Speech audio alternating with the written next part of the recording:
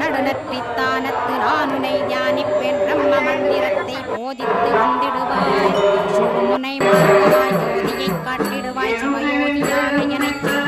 குருநாதா ஆசையறுத்து அறநடியை காட்டிவிடும் மெய்யடியராக்கி மெய்வீட்டில் இருத்திவிடும் கொங்கு நாட்டிலே கோயில் கொண்ட ஸ்கந்தகுரோ கொல்லிமலை மேலே குமரகுருவானவனே கஞ்சமலை சித்தர் போற்றும் ஸ்கந்தகிரி குருநாதா கருவூரா போற்றும் காங்கேயா ஸ்கந்தகுரோ